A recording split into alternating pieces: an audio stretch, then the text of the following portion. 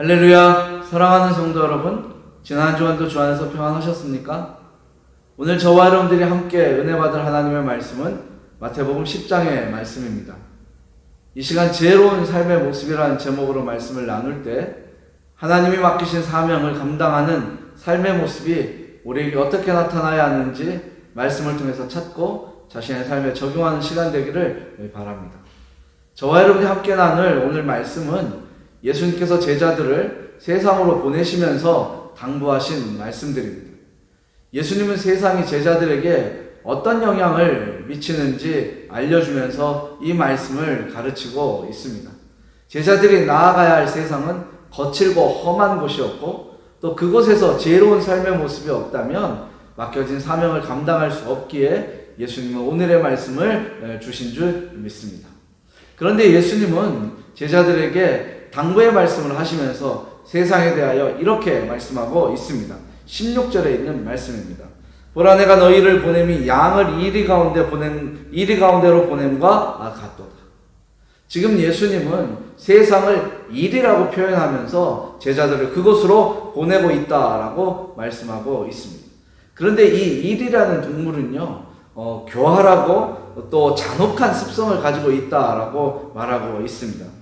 그리고 성질이 거칠고 사나워서 사람도 공격하는 동물이다라고 말하고 있습니다.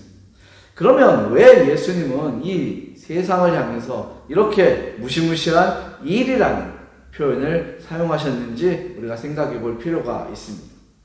예수님이 보시기에 세상은 그런 곳이었던 것 같아요. 잔혹하고 또 사악하고 또 교활하고, 그래서 선량한 사람들을 공격하고 그래서 무너뜨리고 자신이 가야 할 길을 갈 수 없게 만드는 곳으로 예수님은 이해하고 계셨습니다. 그래서 제자들에게 염려를 갖고 또 그들을 파송하면서 당부의 말씀을 하신 겁니다. 너희가 세상에 나가서 이렇게 살아야 너희에게 맡겨진 사명을 감당할 수 있다라는 것을 지금 말씀으로 가르쳐주고 있다라는 것입니다. 그런데 문제는 2000년 전이나 지금이나 세상은 변한 것이 없다라는 것입니다. 도리어 지금이 어떤 풍요로운 물질과 빠른 변화의 속도로 인해서 사회구조가 예전보다 더 사악해지고 또 잔인해졌다라고 볼 수 있습니다. 그래서 많이 사람들이 힘들어할 수 있고 또 이전보다는 더 교활하고 또 잔혹한 상황 속에서 정말 정글과 같은 삶의 모습 가운데서 생활하고 있다라고 평가할 수 있습니다. 믿음의 사람들이 하나님이 맡기신 사명을 감당해야 될 곳은 세상입니다. 근데 그 세상이 결코 만만하지 않다라는 것을 우리는 알고 있어야 합니다. 특별히 언어와 문화가 낯설고 다른 이곳 독일의 상황은 더욱 그러할 거라고 믿습니다. 때문에 믿음의 사람들이 하나님의 말씀 위에 자신의 삶을 바로 세우지 않으면, 그렇게 해서 하나님이 맡겨진 사명을 감당하려는 자세를 갖지 않으면 우리는 하나님의 사명자로서 하나님이 맡기신 사명을 감당할 수 없다라는 것을 알고 있어야만 합니다. 이 시간 저와 여러분들이 예수님께서 제자들에게 당부하신 말씀들을 중심으로 하나님의 말씀을 볼 것입니다. 그러면서 그 말씀을 통해서 우리가 하나님의 위로를 받을 수 있으면 좋겠습니다. 그리고 하나님 우리에게 맡기신 사명을 온전히 감당하겠다라는 결단이 있고 또 힘과 지혜를 얻어서 세상으로 돌아가는 시간 되기를 바랍니다. 자, 그렇다면 예수님이 제자들에게 말씀하신 지혜로운 삶의 모습이라는 것은 어떤 것인지 말씀을 통해서 보겠습니다. 첫째로 성경은 뱀같이 지혜로워야 한다라고 말씀하고 있습니다. 16절 보면 이렇습니다. 보라, 내가 너희를 보냄이 양을 이리 가운데로 보냄과 같도다. 그 뒷부분입니다. 그러므로 너희는 뱀같이 지혜롭고 비둘기같이 순결하라. 오늘 여기서는 뱀같이 지혜롭고 라는 부분만 좀 살펴보겠습니다. 왜 하필 예수님은 뱀같이 지혜로우라고 하셨을까 좀 한번 생각해 봤으면 좋겠습니다. 성경에서 이 뱀은 많은 부분 마귀로 상징되어 있습니다. 하지만 지금 본문에서 사용되고 있는 이 뱀은요, 자연 상태의 뱀, 동물로서의 그 뱀을 이야기한다라는 것을 기억하셨으면 좋겠습니다. 뱀은 움직일 때 소리 없이 움직이고 몸을 숨기는데 대단히 빠른 습성을 가지고 있습니다. 하지만 자신을 위협하는 적이 나타나면 아주 신중하게 생각하고 판단하게 됩니다. 이걸 신중한 분별력이다라고 이야기하는데요. 그것을 사용해서 자신이 처한 위험에서 빠르게 아주 신속하게 벗어나는 민첩함이 뱀에게 있다라고 말하고 있습니다. 그래서 이 동물학자들은요, 뱀의 이 생존 보존 지혜가 다른 어떤 동물보다 뛰어나다라고 평가하고 있습니다. 때문에 지금 예수님은 이리 때와 같은 세상으로 나아가는 제자들과 우리에게 이런 지혜가 필요하다라고 말씀하고 있는 겁니다. 빠른 판단력과 신중한 분별력, 이것이 필요하다라는 것입니다. 여러분, 우리가 뱀을 통해서 이것은 분명히 배워야 합니다. 신중한 분별력. 예전에 어떤 대중가수가 여기도 짜가 저기가 짜가 짜가가 판친다 이런 노래를 불렀습니다. 지금 세상은요, 진리보다 거짓이 판을 치고 있다라는 것을 우리는 생각해야 합니다. 진리가 무엇인지, 무엇이 의의를 해가는 것인지 도대체가 알 수 없는 세상이 되었다. 그러다 보니까 사람들은요, 정신없이 무조건 바쁘게만 살아가고 있습니다. 열심히 살아가고 있습니다. 여유는 사치라는 생각을 갖고 있습니다. 잠시 쉰다라는 것은 불필요한 것이다 라고 생각하면서 정말 최선을 다해서 열심히 살고 있습니다. 그런데 문제는 그들 가운데 만족함을 누리는 사람은 드물다라는 문제가 있다. 근데 이상한 거는요, 그런 상황에도 불구하고 사람들은 그 허전함, 그 공허함을 달래려고 더 열심히, 더 무엇인가를 정신없이 쫓아다니고 있다라는 것입니다. 그러다 보면 어떤 일이 나타나냐면 한참을 달려갔는데 자신의 뒤에는 아무것도 남지 않는 허전함과 쓸쓸함과 공허함을 사람들은 갖게 된다라는. 그런데요, 뱀은 그렇게 하지 않습니다. 이 뱀은요, 위협을 느끼면 신속하게 그 자리에서 빠져나오기 때문에 그렇습니다. 여러분, 어른들이 어린아이들이 하는 행동을 바라보면 가끔 그냥 자신도 모르게 쓱 웃는 경우가 있습니다. 왜냐하면 어린아이의 그 모습들을 보면 정말 작은 잘못을 덮으려고 자꾸 뭔가를 하는데 나중에는 더 큰 잘못을 범하는 것들을 어른들은 볼 수 있기 때문에 그래요. 저기서 빨리 벗어나면 되는데, 저기서 멈추면 되는데, 저거 저러다가 큰 코 다친다. 이런 걸 경험적으로 알고 있기 때문에 씩 웃고 있다라는 것입니다. 자, 그러면 하나님이 보시는 우리의 모습은 어떤 것일까요? 어른들이 어린아이의 모습을 보면 그렇게 웃고 있는데 하나님이 우리를 보실 때는 어떨까라는 것입니다. 여러분, 우리가 자신의 잘못을 깨닫고 그 자리에서 돌아선다면 그 순간에는 정말 감당하기 어려운 고통을 또는 고난을 겪을 수도 있습니다. 하지만 우리가 결단하고 그 잘못된 곳에서 돌아선다면 우리는 정말 짧은 순간의 고통보다 더 크고 놀라운 새로운 것을 경험할 수 있다는 것을 알아야 합니다. 요한일서 1장 9절에 있는 말씀입니다. 만일 우리가 우리 죄를 자백하면 그는 미쁘시고 의로우사 우리 죄를 사하시며 우리를 모든 불의에서 깨끗하게 하실 것이다. 여러분, 우리가 결단하고 우리가 그 자리에서 벗어나려고 하면, 하나님께 그 모든 것을 고백하면 하나님께서는 그 모든 것을 깨끗하게 해결해 주신다라고 성경은 말씀하고 있는 것입니다. 저와 여러분이 뱀에게서 배워야 할 이 생존 보존의 지혜는 정말 중요한 겁니다. 바로 이런 것입니다. 순간에 빠른 판단이 필요하다는 것입니다. 이것이 잘못됐구나, 이것이 하나님의 뜻이 아니구나, 그러면 그 자리에서 돌아서야 한다라는 것입니다. 미련하게 그 자리에서 계속 머물러 있다면 우리는 자신도 모르게 점점 밑으로 깔아지는 것을 나중에야 발견할 수 있다. 여러분, 우리가 근본적인 문제를 해결하는 것은 순간의 판단에서부터 시작될 수 있습니다. 이것이 잘못된 거구나. 이 신중한 분별력이 있어야 정말 우리는 하나님이 주시는 삶의 모습을 가지고 또 하나님 맡기신 사명을 감당할 수 있는 줄 믿습니다. 우리가 이렇게 신중하게 판단하고 행할 때, 뱀처럼 지혜롭게 행할 때 우리는 더 큰 위험으로부터 벗어날 수 있다는 것을 기억하셨으면 좋겠습니다. 자, 이제 두 번째 모습을 보겠습니다. 둘째로 지혜로운 삶의 모습은 비둘기같이 순결해야 한다는 것입니다. 여러분 16절 뒷부분에 보면 이렇습니다. 그러므로 너희는 뱀같이 지혜롭고 비둘기같이 순결하라. 여기서는 비둘기같이 순결하라라는 말씀에 주목하겠습니다. 본문에서 기록된 그 순결하라라는 이 헬라어는 아켈라이오스라는 형용사인데요. 이 말씀은 건전하다, 악한 것이 없다, 간사한 것이 없다, 단순하다 이런 뜻을 가지고 있습니다. 그래서 이 주석가들은요, 예수님이 말씀하신 이 순결하라 이 말씀을 이렇게 해석하고 있습니다. 남을 공격할 수 있는 그 어떤 뿔이나 물어뜯을 수 있는 강한 이빨 또는 상처를 입힐 수 있는 독침을 갖지 않는다. 무슨 소리예요? 누군가를 해칠 의사가 없다. 나는 너를 공격할 생각이 없다라는 것을 보이고 있어라. 그거 가지고 있어라라는 것입니다. 사람을 보면 정말 가시도 친 듯이 누군가를 콕 찌를 것만 같은 사람들이 있습니다. 그런 삶의 모습은 순결한 모습이 아니라는 것이죠. 정말로 무던한 모습들. 저 사람은 한 대 쳐도 그냥 씩 웃을 것 같아. 남들이 볼 때 바보 같은 그런 삶의 모습이 어찌 보면 순결한 모습일 수도 있습니다. 근데 문제는 세상을 이렇게 사는 것이 결코 쉽지 않다라는 겁니다.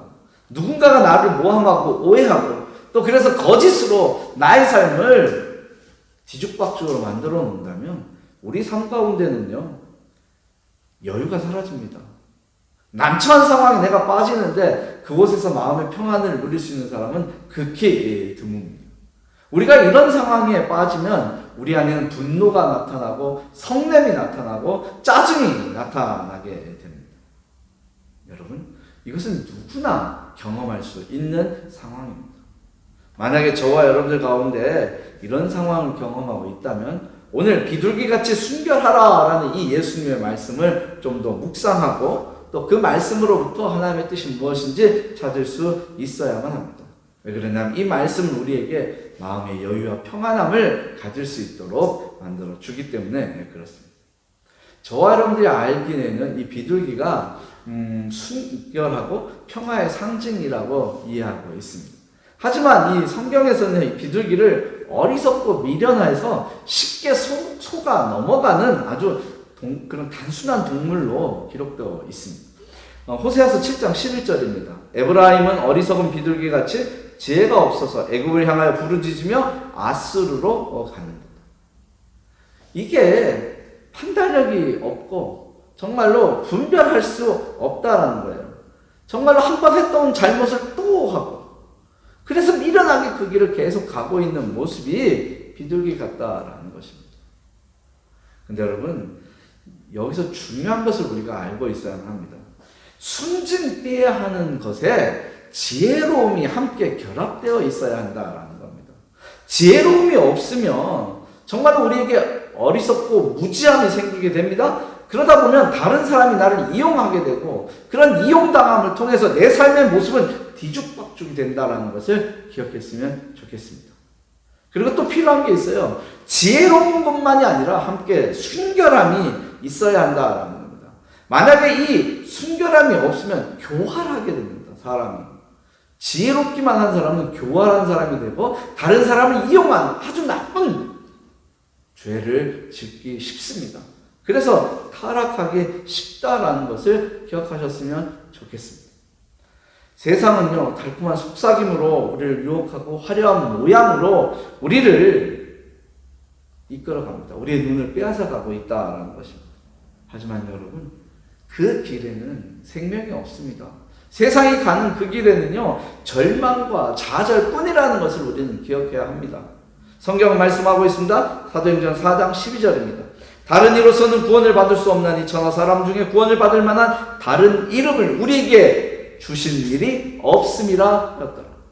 오직 생명의 길은 예수 그리스도이기 때문에 세상에는 생명의 길이 없다라는 것입니다. 그 길은 아무리 화려하고 멋지게 보여도 절망과 좌절의 길이라는 것을 저와 여러분들은 기억하고 있어야 하는 줄 믿습니다. 우리가요, 자신의 힘으로 내가 당하는 일에 맞서는 것은 지혜로운 것은 아닙니다. 그건 순결한 것도 아닙니다. 자신의 힘만으로 세상을 이길 수 있는 것은 없다라는 것입니다. 하나님의 사람은 하나님께서 책임지신다라는 이 믿음을 가지고 있어요. 우리가 하나님을 믿는 사람이잖아요. 이 하나님의 사람에게 필요한 것은 이런 믿음이 있다라는 거예요. 그럼 마태복음 6장 30절에서 31절에 보면 오늘 있다가 내일 아궁이에 던져지는 들풀도 하나님께서는 이렇게 입히시거든. 하물며 너희를 그냥 둘까 보냐라고 이야기합니다. 들풀보다 하늘에 나는 새보다도 너희는 더 귀하다. 그러니까 뭐라고 얘기하냐면 그러므로 염려하여 이르기를 우리가 무엇을 먹을까, 무엇을 마실까, 무엇을 입을까 염려하지 말라 이것입니다. 하나님의 사람은 하나님이 책임지신다라는 이 믿음을 가지고 있어야 한다라는 것이죠. 그리고 하나님이 나에게 어떤 괴로움을 주고 나에게 어떤 문제를 일으키고 나를 어려움에 빠지게 한 그 모든 것들에 대한 복수는 하나님이 갚으신다라는 이 말씀에 순종하는 것이 필요하다라는 겁니다. 여러분 신명기 32장 35절의 말씀에 보면 그들이 실족과 클 때에 내가 보복하리라. 이것을 개역성경에는 보호수는 하나님의 것이다, 나의 것이다 라고 번역하고 있습니다. 하나님이 하실 겁니다. 여러분 내가 맞서서 하려고 하지 마십시오. 정말로 우리는 하나님의 말씀에 순종하는 것, 그것이 비둘기를 통해서 배워야 하는 어떤 순결함의 지혜라고 생각을 합니다. 여러분 지혜롭게 하나님의 말씀에 순종하고 그것을 따르는 삶의 모습을 가지고 세상을 사시기 바랍니다. 자, 이제 마지막으로 세 번째 지혜로운 모습이 무엇인지 보겠습니다. 세 번째로 지혜로운 모습은요, 사람을 조심하는 것입니다. 여러분 17절의 말씀을 봅니다. 사람들을 삼가라. 그들이 너희를 공회에 넘겨주겠고 그들의 회당에서 채찍질 여러분 이 앞부분에 사람들을 삼가하라, 사람들을 조심하라, 예수님은 그렇게 말씀하고 있습니다. 여기서 사람은요, 우리가 이해하고 있는 그런 존재입니다. 누구나 이기적이고 또 쉽게 변할 수 있다라는 것. 이게 기본적인 겁니다. 사람은 그냥 자신을 더 중요하게 생각합니다. 그리고 쉽게 변하는 존재입니다. 또한 자기 이익을 위해서는 수단과 방법을 가리지 않고 정말 최선을 다하는 것이 이 거듭나지 못한 믿음이 없는 사람들의 특징이다라는 것을 알고 있어야만 합니다. 때문에 예수님은요, 제자들에게 분별력과 지혜를 가지고 악한 사람으로부터 자신을 보호하라고 지금 말씀하고 있는 것입니다. 여러분 한번 롯의 가족을 한번 생각해 봤으면 좋겠습니다. 롯의 가족이 소돔을 떠나서 안전한 곳으로 피난한 후에 어떤 일이 벌어졌는지 우리가 생각해 볼 필요가 있습니다. 롯이 딸들과 함께 안전한 곳으로 피했을 때 어떤 일이 있었냐면 두 딸이, 큰딸과 작은딸이 아버지에게 술을 먹이고 재우고 아버지와 동침해서 자손을 퍼뜨리려는 결정을 하게 됩니다. 그리고 실제로 그것이 행동으로 나타나고 있습니다. 이게 보통 사람들에게서도 잘 안 나타나는 일인데 하나님의 택함을 받은 사람들 속에서 지금 이런 일이 나타나고 있다라는 거예요. 자, 그럼 한번 생각해 보십시오. 왜 이런 일이 나타났을까? 롯과 그 가족이 어떤 사람이었냐면 하나님 보시기에 의로운 사람들이었어요. 그래서 그 소돔성이, 고모라성이 멸망당할 때 그들은 하나님의 구원을 받을 수 있었습니다. 그런데 여러분, 그들이 그 이후에 바로 정말 악한 일을 악하다고 생각하지 않고 범하게 됩니다. 왜 그러냐면 그들이 살았던 세상이 너무나도 악하였기 때문에 무의식 중에 이거는 아무것도 아니야, 자손을 퍼뜨리기 위한 것인데, 자식을 정말 우리 아버지의 후손을 만드는 것인데 뭐가 문제가 되겠어라는 이런 아주 막연한 생각을 갖게 된 것입니다. 그리고 그 생각이 악한 행동, 잘못된 행동을 나타내게 했다라는 것을 기억하셨으면 좋겠습니다. 때문에 성경은 우리에게 말씀합니다. 악은 어떤 모양이라도 버려라 라고 얘기하세요. 데살로니가 전서 5장 22절에 있는 말씀입니다. 악은 어떤 모양이라도 버려라.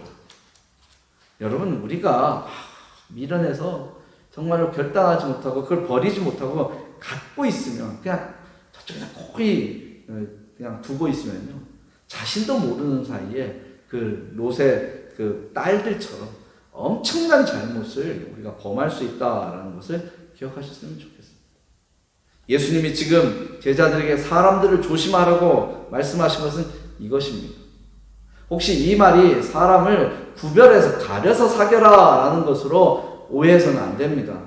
우리 하나님의 사람은, 또 하나님은 그렇게 우리에게 가르치지 않습니다. 선입견을 가지고 판단하고 사람을 이렇게 저 사람 내가 사귀어야 될 사람이다 이렇게 결정짓지 말라는 것입니다. 여기서 이야기한 이 사람을 조심하라, 사람을 삼가라, 이 말은요, 우리의 믿음이 성장하는 것을 방해하는 사람을 조심하라는 겁니다. 우리의 믿음 성장을 방해시키는 사람들이 있습니다. 그런 사람들을 조심하라는 것입니다. 또한 하나님의 교회가 온전하게 성장하는데 방해하는 사람들이 있습니다. 여러 가지 이유로 하나님의 교회를 세우는데 방해하는 사람들이 있습니다. 그것을 조심하라라는 겁니다.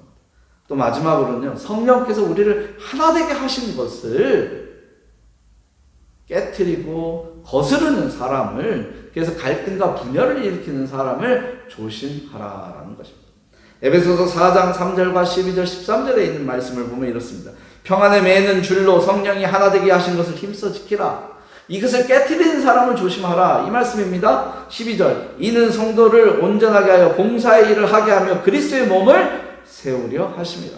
교회를 온전하게 세우는 일을 방해하는 것, 교회의 일을 깨트리는 사람을 조심하라, 이것입니다. 13절, 우리가 다 하나님의 아들을 믿는 것과 아는 일에 하나가 되어 온전한 사람을 이루어 그리스도의 장성한 분량이 충만한 데까지 이르리. 우리의 믿음은 성장해야만 합니다. 그런데 이 믿음을 방해하는 사람이 있어요. 성장을 꺾는, 성장점을 꺾고 놓는 사람들이 있어요. 그런 사람들을 조심하라는 것입니다. 성경은 말씀하고 있습니다. 마귀는 우는 사자와 같이 두루다니며 삼킬 자를 찾는다라는 것입니다. 베드로전서 5장 8절입니다. 근신하라, 깨어라, 너희 대적 마귀가 우는 사자같이 두루다니며 삼킬 자를 찾나. 여러분, 지금 우리는 그런 상황에 놓여 있습니다. 우리를 쓰러뜨리려는 사람들, 정말 하나님의 사람들이 하나님의 교회를 온전하게 세우지 못하도록 방해하는 세력들이 우리를 쓰러뜨리기 바쁜 세상 속에 살고 있습니다. 이런 때 우리는 정말로 주의해야 한다라는 것, 믿음을 방해하는 사람들을 정말로 조심해야 된다는 걸 기억하셨으면 좋겠습니다.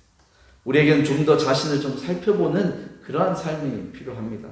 정말로 내 삶을 먼저 살펴보고 내가 다른 사람에게 피해주지 않도록 먼저 자신을 살펴야만 합니다. 그러면서 순결한 삶이 자신의 삶 속에서 나타날 수 있도록 이 경건함을 잃지 않아야만 합니다. 그것이 우리에게 조용히 스며드는 죄를 벗어버리고 그 죄의 모습이 더 이상 우리에게 남아있지 않게 하는 것입니다. 또 믿음으로 새로운 삶을 살아가는 것을 세상 가운데 보이는 것이고 그것을 방해하는 사람들을 구별하는 길이기 때문에 그렇습니다. 여러분, 자신의 삶을 한번 살펴보시기를 바랍니다. 자, 이제 오늘의 말씀을 정리합니다. 우리가요, 어두운 세상에서 빛의 역할을 감당하지 못하는 이유가 있었습니다. 그것은 뭐냐면 우리에게 지혜만 있었고 순결함이 부족했기 때문에 그렇다라는 것입니다. 그런데 이제 우리는요, 이 어두움을 물리칠 수 있습니다. 그래서 하나님이 기뻐하시는 그런 지혜와 하나님이 원하시는 순결이 무엇인지 알게 되었고 이제 그것이 우리에게 자리할 수 있게 되었기 때문에 그렇다는 것입니다.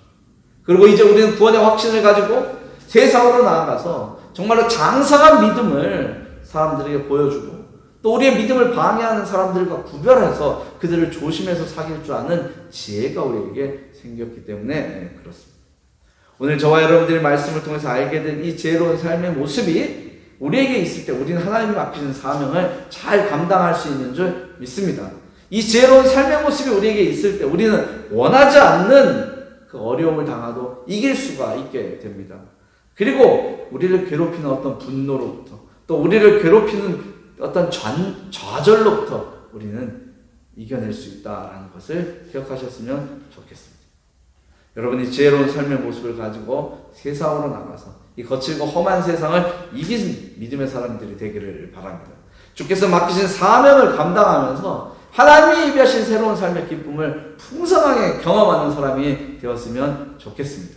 이제 세상으로 나아가서 하나님이 예비하신 삶의 모습을 가지고 정말로 지혜로운 삶의 모습이 이 땅 가운데 하나님의 영광을 나타낸다라는 것을 확신하고 결단하며 나아가십시오. 그 속에 하나님의 평강이 언제나 함께 하시기를 주님의 이름으로 축복합니다. 기도하겠습니다. 참 좋으신 하나님 감사합니다. 주께서 우리와 함께 하셔서 새로운 삶의 기쁨을 알게 하셨고 또 거칠고 험한 세상을 지혜롭게 살 수 있는 그 믿음의 모습을 갖게 하셔서 감사합니다. 하나님 오늘 주신 말씀을 따라 이제 세상에 나아가서 우리가 지혜로운 삶의 모습을 나타내기를 원합니다. 주님 우리를 지키시고 인도하여 주옵소서. 정말로 많은 것이 부족하지만 하나님과 동행할 때 우리는 세상을 이기고 하나님의 사람이라는 것을 세상 가운데 증거할 수 있는 줄 믿습니다. 주님 우리를 도우시고 함께하여 주옵소서. 예수님의 이름으로 기도하였습니다. 아멘.